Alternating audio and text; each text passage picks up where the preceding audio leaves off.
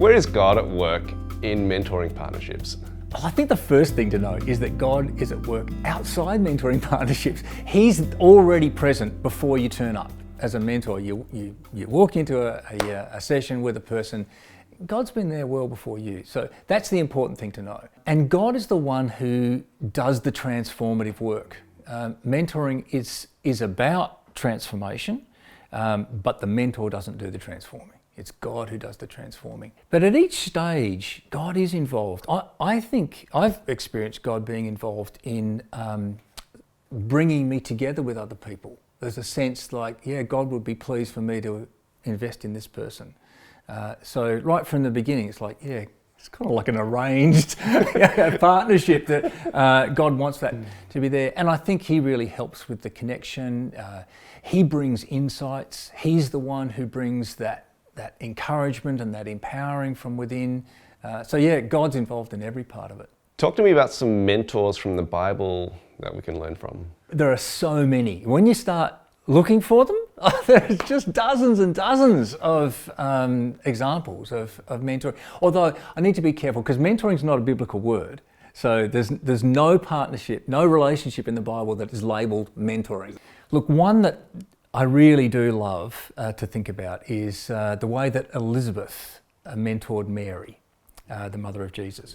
So Mary's when she's pregnant with Jesus, she's in a really dangerous situation. She goes to Elizabeth, with a bit of a prompting from the angel, did you know that your relative Elizabeth? So she goes to Elizabeth as a safe person. Mary's in trouble. And so she goes to Elizabeth because she knows she's going to be safe with Elizabeth. I think that's a great model for what mentoring is, that you're a safe person. And then the first thing that Elizabeth does when Mary shows up is she affirms what God is doing in Mary's life. That spiritual discernment and affirmation, that's a really important thing that a mentor does. You call it out and say, God's at work in your life. I see it. And then Elizabeth, she's 6 months ahead of where Mary is in her pregnancy, and Mary stays until John the Baptist is born. So Mary can see in Elizabeth's life what she's about to experience. So Elizabeth is an example for Mary, and she learns from her. And I think that's really important for mentors too. You allow your life to be an example.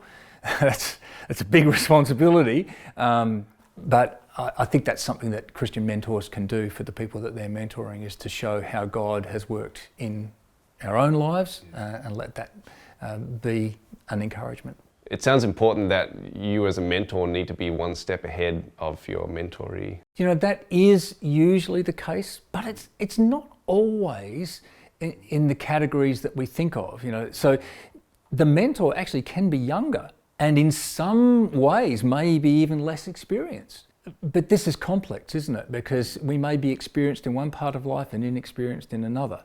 So it's not necessarily about being older and wiser in everything. It's only happened a few times, but I have mentored people older than me, and it's a very humbling thing. Like, wow, you'd ask me to mentor you. But what they're looking for is someone who can ask good questions and help them to keep moving forward. And yeah, I can do that. Mentors are servants. When you're mentoring someone, you're not a big shot, having pity on some poor schmuck who's trying to make their way forward. You're there as a servant in awe of this creature that God has made. It's very much an alongside or even from below relationship. You don't come over the top. There's no domination, no superiority in mentoring. You're there to serve. What are your thoughts on God being the original mentor? Yeah, well, I know Wayne Cordeiro wrote a book about this, God the mentor. I actually disagree with that. I think that's a category mistake. I don't think God is a mentor. He's far above that. Mentoring actually is predicated on God's work. It's primary and it's far above what mentoring is. Yeah, so if we come to look at Jesus, who is God in the flesh, Jesus was a mentor to the disciples, but he was more than that. He's both mentor and Messiah. So when we're looking at Jesus as a model of mentoring, we've got to be careful to discern when is he operating as a mentor and when is he operating as Lord and Master. Because Jesus can say, if you love me, you will keep my commandments. Well, a mentor can't say that. So you can't operate as Lord and Master as a mentor, but still there are many things that Jesus did in his relationship with the 12 which are really helpful for us in mentoring.